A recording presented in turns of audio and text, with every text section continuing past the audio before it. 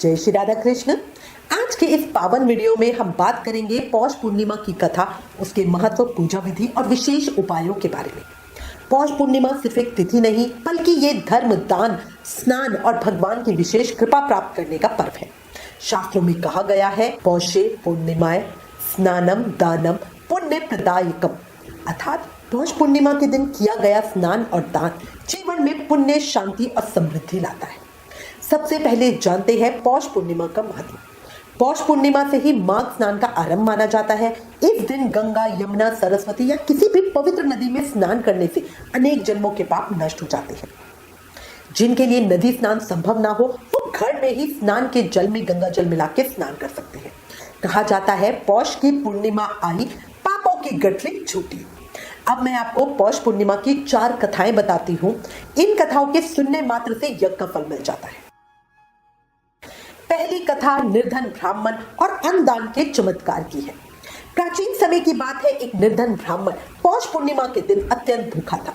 उसके पास खाने के लिए कुछ भी नहीं था, लेकिन उसने ठान लिया कि आज वो पहले दान करेगा, फिर स्वयं खाएगा। उसने किसी तरह थोड़े से चावल जुटाए और उन्हें गंगा स्नान के बाद एक साधु को दान दिया। उस रात भगवान विष्णु ने उसके स्वप्न में आकर कहा, तुमने आज सच्चे मन से दान किया है, इसलिए तुम्हारी दरिद्रता का नाश होगा। कुछ ही समय में ब्राह्मण के जीवन की सारी परेशानियां अपने आप ही समाप्त हो गई।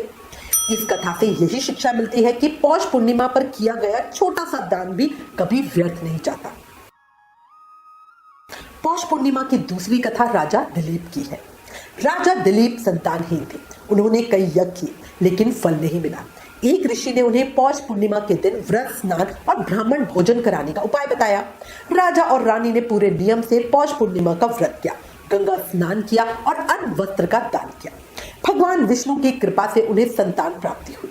इसी कारण पौष पूर्णिमा को संतान सुख देने वाली तिथि भी कहा जाता है। पौष पूर्णिमा की तीसरी कहानी शिकारी और दीपदान से जुड़ी है। एक बार एक शिकारी जंगल में भटक गया। पौष पूर्णिमा की ठंडी रात थी। ठंड से बचने के लिए उसने नदी किनारे दीप प्रज्वलित किया और वहीं बैठ गया। उसे पता ही नहीं था कि वो पौष पूर्णिमा पे दीपदान कर रहा है। मृत्यु के बाद यमदूत उसे लेने आए, लेकिन उसी समय विष्णु दूतों ने आकर कहा, इसने पौष पूर्णिमा के दिन दीपदान किया है, इसे बैकुंठ ले जाया जाएगा। ये कथा बताती है कि अनजाने में किया गया पुण्य भी इस दिन कई गुना अधिक फल देते हैं और हमें मोक्ष की प्राप्ति कराते हैं। पौष पूर्णिमा की चौथी कथा गंगा स्नान और पाप मुक्ति से जुड़ी हुई है। एक व्यापारी अपने जीवन में कई गलतियां कर चुका था और मन ही मन पश्चाताप करता था। किसी संत ने उसे पौष पूर्णिमा के दिन गंगा स्नान, दान और नाम जाप का सुझाव दिया। व्यापारी ने पूरी श्रद्धा से पौष पूर्णिमा पे स्नान किया, गरीबों को भोजन कराया और नारायण नारायण का जाप किया। कुछ ही समय में उसका मन शांत हो गया और जीवन की दिशा बदल गई। इस प्रसंग से सिद्ध होता है कि पौष पूर्णिमा आत्मशुद्धि का पर्व है। अब जानते हैं पौष पूर्णिमा की पूजा विधि। पौष पूर्णिमा बहुत पुण्य देने वाला दिन है, इसलिए इस दिन सुबह ब्रह्म मुहूर्त में उठे, स्नान के जल में गंगा जल मिला के स्नान करें, स्वच्छ पीले या सफेद कपड़े धारण करें, घर के मंदिर में भगवान विष्णु या श्री कृष्ण की बढ़िया पूजा करें, उनका अभिषेक करें, उन्हें पीले फूल, तुलसी दल, धूप, दीप, अक्षत अर्पित करें, खीर या पंचामृत का भोग लगाएं, ओम नमो भगवते वासुदेवाय इस मंत्र का कम से कम 108 बार जाप करें। इसके बाद जरूरतमंदों को अन्न, वस्त्र, तिल, गुड़ या कंबल का दान करें। अब बात करते हैं पौष पूर्णिमा के विशेष उपायों की। अगर घर में आर्थिक परेशानी है तो इस दिन तुलसी के पास घी का दीप प्रज्वलित करें। अगर मानसिक तनाव है तो चंद्रमा को दूध से अर्घ्य दें। अगर संतान के लिए चिंता रहती है तो भगवान विष्णु को खीर का भोग लगाएं। और अगर जीवन में बार बार बाधाएं आ रही हैं तो इस दिन पीपल के वृक्ष की पूजा अवश्य करें। अंत में बस यही कहूंगी, पौष पूर्णिमा की रात जब चांद भी शीतल मुस्कुराए, दान, स्नान और नाम जाप से जीवन में खुशियां भर जाए।